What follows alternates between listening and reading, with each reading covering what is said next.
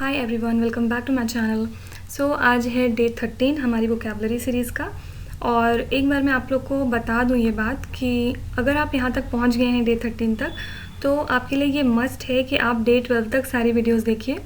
और जो डे 10 के बाद हम लोग ने जो क्विज़ किया था वो भी आप अटैम्प्ट करिए और उसका स्कोर आप मुझे बताइए। ये आपके लिए एकदम कंपलसरी है करना, और उसके बाद ही आप मूव ऑन करिएगा डे 13 पे। ऑलराइट, तो without any further delay let's get started. So again हम लोग 15 नई वोकैब सीखने वाले हैं as usual, starting with one word substitutes. तो फर्स्ट है यहाँ पे an order that certain activities are prohibited. इसका वन वर्ड हम जो यूज़ करते हैं कर्फ्यू। कर्फ्यू आपने बहुत जनरली सुना होगा, ये यहाँ पे तो बहुत कॉमन नहीं है, लेकिन फिर भी कश्मीर वगैरह में या पीओके बॉर्डर है जो, वहाँ पे ये चीज़ें होती रहती हैं, जहाँ पे गवर्नमेंट कह देती है कि आप ऐसे ही मिल नहीं सकते हैं, 4 लोग बैठ के बात नहीं कर सकते, आप घर से बाहर नहीं निकल सकते हैं। अब देखिए, ये लॉकडाउन से इसको मत मिलाइएगा। कर्फ्यू और लॉकडाउन ये दोनों बहुत अलग चीज़ें हैं, और इसमें क्या डिफरेंस है आप मुझे बताइए कमेंट सेक्शन में, और अगर आपको नहीं पता होगा तो मैं अगले वीडियो में इसका आंसर दूंगी। देन सेकेंड है one who has taken a वो नॉट टू हैव सेक्स। मतलब जिसने प्लेज ली हो कि वो कभी भी कोई फिजिकल रिलेशन किसी के साथ नहीं बनाएगा। ऐसे वो अपनी इच्छा से होता है, उसके ऊपर कोई प्रेशर नहीं होता है, उसकी कोई मजबूरी नहीं होती है, वो खुद से एक डिसीज़न होता है, वो खुद का एक डिसीज़न होता है। तो ऐसे लोगों को हम क्या बोलते हैं? सेलिब्रेट। और जो ऐसा प्रोसेस होता है उसको सेलिब्रेसी बोलते हैं। ओके। देन थर्ड है that which happens once in 2 years। यानी कि जैसे फॉर एग्जांपल पिछली वीडियो में हमने देखा था कि साल में जो एक बार होती है कोई चीज़, फॉर एग्जांपल आपका बर्थडे एक बार आता है, और 15 अगस्त एक बार आता है, 26 जनवरी एक बार आती है ना, तो उसको हम क्या बोलते थे? एनुअल बोलते थे। अब जो ऐसी चीज़ें जो 2 साल में एक बार आए हैं उसको हम क्या बोलेंगे? बाइनियल। आप ऐसे सोच सकते हैं कि जैसे 2 साल में मान लीजिए कि आप अपने नानी के यहाँ जाते हैं घूमने, तो ये हो गया एक बाइनियल प्रोसेस, यानी कि आप 2 साल में एक बार वो काम कर रहे हैं। ओके। देन फोर्थ है a book whose author is not known. देखिए, कई बार होता है कि बहुत सारे लोग बुक लिखते हैं लेकिन लास्ट में अपना नाम नहीं लिखते, वो अपनी आइडेंटिटी छुपाने के लिए ऐसा करते हैं। तो ऐसी बुक को क्या हम बोलेंगे? मतलब इस चीज़ को हम क्या बोलते हैं? अनोनिमस। इसका हिंदी मतलब होता है गुमनाम, यानी उसका कोई नाम नहीं पता है, बस वो बुक लिख दी ऐसी। देन लास्ट है items of business for consideration at a meeting. देखिए, कोई मीटिंग होती है तो उसका कोई ना कोई टॉपिक होता है, किस पर्पज़ के लिए मीटिंग हो रही है ये बात बता दी जाती है पहले से। और अगर आप थोड़ा सा अगर एमएनसी वगैरह में काम करते हैं तो वहाँ पे तो कंपनीज़ एक्ट के अकॉर्डिंग एक रूल भी होता है कि आपको कोई मीटिंग अगर कंडक्ट करानी है तो आप 7 दिन पहले सबको इन्फॉर्म करिए, किसी भी तरह इलेक्ट्रॉनिक मीन से या फिर बता के, या किसी भी तरह आप उनको बताइए लेकिन कि आपकी मीटिंग है और उसका टॉपिक क्या है। तो इस चीज़ को हम बोलते हैं एजेंडा, यानी कि मीटिंग का एजेंडा क्या है। एजेंडा बहुत अच्छा वर्ड होता है इसके लिए। Moving on to idioms and phrases. First है फूल्स पैराडाइज। इसका मतलब देखिए क्या होता है, जैसे कोई बच्चा है, उसने आपकी बाइक की चाबी ले ली है, अब आपको उससे वो चाबी चाहिए तो आपको उसको कुछ देना पड़ेगा, ऑब्वियसली वो ऐसे तो देगा नहीं। तो फॉर एग्जांपल आपने टॉफ़ी या चॉकलेट उसको कुछ पकड़ा के आपने अपनी चाबी वापस ले ली, तो वो बच्चा भी खुश हो गया कि मुझे इस चाबी के बदले, इससे तो मुझे कुछ मिल ही नहीं रहा था, बस वो खेल रहा था उससे, तो इसके बदले मुझे चाबी या चॉकलेट मिल गई, सॉरी चॉकलेट या टॉफ़ी मिल गई। ओके, तो वो भी खुश हो गया। तो उसके लिए बोलेंगे fools paradise, a state of being happy for foolish reasons. यानी कोई रीज़न नहीं है लेकिन उसके लिए वो बड़ी बात है, इसलिए वो खुश है। देन सेकेंड है डेड लेटर, अ लॉ और ordinance that is no longer enforced. जैसे फॉर एग्जांपल कोई पुरानी सरकार थी पहले, उसने कोई अपना लॉ बनाया, कोई एक कानून बना के रखा, और उसके बाद में सरकार बदल जाती है 5 साल में, तो उनको वो रूल नहीं पसंद आया, या फिर किसी और वजह से, या फिर हो सकता है कि अभी के पर्सपेक्टिव में वो लॉ इतना इफेक्टिव नहीं है, तो इस वजह से हो सकता है उसको किसी भी तरह से बंद कर दिया गया, वो लॉ ख़त्म कर दिया गया, तो इसको बोलेंगे डेड लेटर, यानी पहले वो चीज़ थी लेकिन अब वो कानून या नियम नहीं है। देन थर्ड है बरी द हैचेट। अब बरी द हैचेट का मतलब होता है कि किसी से दुश्मनी थी आपकी, लेकिन अब वो दुश्मनी आपने ख़त्म कर दी है, अब वो दोस्ती में थोड़ा कन्वर्ट हो गया है। To end a hostility, hostility का मतलब होता है दुश्मनी। देन फोर्थ है between the devil and the deep sea. अब देखिए इसका मतलब आप समझिए, डेविल का मतलब क्या होता है? भूत, आत्मा, प्रेत, ये सब। और डीप सी का मतलब क्या हो गया? बहुत गहरा ओशन, है ना।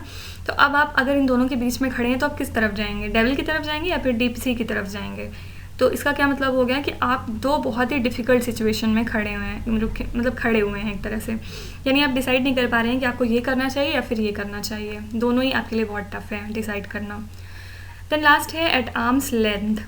इसका मतलब होता है किसी से ज़्यादा दोस्ती नहीं रखना, avoid becoming too friendly. Arms length का मतलब होता है जैसे फॉर एग्जांपल आप एक जगह जॉब के लिए गए हुए हैं, लेकिन आपको पसंद नहीं है कि कोई आपसे ज़्यादा बात करे, आप थोड़ा सा अपने में रहते हैं, रिजर्व रहते हैं, तो उसको बोलते हैं एट आर्म्स लेंथ आप सबको रखते हैं। Okay, let's learn new words now. First है सेंसर। सेंसर बोर्ड आपने सुना होगा, यानी जो मूवी पहले देखते हैं, रिव्यू करते हैं उसका, उसमें जो भी अनएक्सेप्टेबल पार्ट्स होते हैं, जो भी सही नहीं होता है, वो पार्ट उसमें से वो डिलीट कर देते हैं, यानी to ban unacceptable parts. Okay. Second है ब्लिजार्ड। ब्लिजार्ड का मतलब होता है स्टॉर्मी वेदर, बहुत भयंकर तूफान, मतलब एक लिमिट तक बहुत ज़्यादा जो हैवी तूफान होता है उसको बोलेंगे ब्लिजार्ड। ऐसे नॉर्मल थोड़ी बहुत हवा चलना और ये सबको नहीं बोलेंगे ब्लिजार्ड। ऑलराइट। थर्ड है आवर्स। अब आप बताइए कि आवर्स ये वर्ड पिछले बार कितनी बार आ चुका है पिछली वीडियोस में। मतलब मैं आपको यही बार बार बता रही हूँ कि अगर आप सही से मेरे वीडियोस फॉलो कर रहे हैं तो आप देख रहे होंगे कि कभी कभी कोई वर्ड वन वर्ड सब्स्टिट्यूट में आ जाता है, कभी वर्ड मीनिंग में दिखाई दे जाता है। तो अगर आपने वो एक बार अच्छे से याद कर लिया, उसको थोड़ा बहुत मतलब याद कर लिया, सिनोनिम एक आध देख लिए इधर उधर से, तो वो वर्ड आपके जहन में हमेशा रहेगा और आप कहीं भी उसको आगे लॉन्ग टर्म में यूज़ कर सकते हैं। तो अगर आपने नहीं देखा है तो प्लीज़ आप वो वीडियोस देखिए, फिर आप डे 13 में आएंगे, जैसे जैसे हम आगे बढ़ेंगे आपको देखिएगा कि आपके अंदर कितना इंप्रूवमेंट आ रहा है। ओके। तो कमिंग बैक, अवर्स का मतलब मैंने आपको पहले भी बताया था कि स्ट्रॉन्ग डिसलाइकिंग, किसी से बहुत नफरत करना, किसी को बिल्कुल पसंद ना करना या किसी चीज़ को बिल्कुल पसंद ना करना। ओके। फोर्थ है एडवर्ड्स। एडवर्ड्स का मतलब होता है अनफेवरेबल, यानी कि विपरीत। जैसे कई बार कहते हैं कि हम पढ़ाई नहीं करेंगे क्योंकि मेरे घर में तो ऐसा होता है, मेरी ज़िंदगी में तो ये चल रहा है, ऐसी प्रॉब्लम है, वैसी प्रॉब्लम है। ये सारा चीज़ हो गया कि आपकी सिचुएशन एडवर्स है, लेकिन फिर भी आपको पढ़ाई करनी है ताकि वो सारी चीज़ें आप अपने फेवर में कर सकें। ओके। कोई एक्सक्यूज़ नहीं चलने वाला, आपको एनफ टाइम मिल रहा है पढ़ाई के लिए, प्लीज़ पढ़ाई करिए, please, it's a humble request. Then last है एबॉलिश। एबॉलिश का मतलब होता है ख़त्म करना, to put an end to. अब ये कोई लॉ हो सकता है, मे बी कोई आपकी हैबिट हो सकती है, कुछ भी हो सकता है एबॉलिश में। तो ये किसी पर्सपेक्टिव के लिए नहीं, किसी इंपॉर्टेंट चीज़ को फोकस नहीं कर रहा है, बस ये एबॉलिश मतलब हो गया एक चीज़ से ख़त्म करना। Okay, now let's test your knowledge. तो ये 5 क्वेश्चन हैं जो पुरानी वीडियो से हैं और आपको इनके आंसर देने हैं। फर्स्ट है यहाँ पे केव। अब एक केव का मतलब मैंने आपको बताया है बार बार, वो तो बताना भी नहीं है, गुफा होता है। लेकिन यहाँ पे जो मैं केव पूछ रही हूँ आपसे, ये वर्ब की तरह काम कर रहा है और इसका मतलब क्या होता है, मैंने आपको शायद पिछली वीडियो में ये बताया है। इसका मतलब होता है कोलैप्स, यानी कि कोई चीज़ ढह जाना, बिल्कुल ज़मीन तक हो जाना। जैसे होती नहीं, बिल्डिंग कोलैप्स कर गई या कोई माउंटेन कोलैप्स कर गया, तो उस वहाँ पर यूज़ करेंगे केव। सेकेंड है एडल्ट्रेशन। एडल्ट्रेशन का मतलब मैंने आपको क्या बताया था कि कोई हार्मफुल चीज़ आपके खाने पीने में जब मिल जाती है, mixing some undesirable commodity in your food is called as adulteration. Third है एट अ पिंच। पिंच मतलब होता है ट्रबल, मतलब परेशान होना, कोई प्रॉब्लम होना, उसको बोलते हैं at a pinch. Then fourth है one who loves and collect books. ये बहुत इंपॉर्टेंट है, ये एसएससी का शायद मोस्ट फेवरेट क्वेश्चन है, बहुत बार पूछा गया है। Do remember this one word. All right. इसके लिए हम जो वन वर्ड यूज़ करते हैं वो है बिब्लियोफाइल। एंड लास्ट है बर्निंग क्वेश्चन। बर्निंग क्वेश्चन का मतलब होता है हॉट इशू, यानी कि जो करंट अफेयर्स में चल रहा है उसको बोलते हैं burning question. So with this we are done with our today's task. Thank you so much for watching till the end and please like, share and subscribe to my channel. If you have any type of query related to SSC exams, do let me know. I'll be very happy to help you and any suggestion from your side would be highly appreciated. Bye bye. Thank you. We're gonna meet in the next video.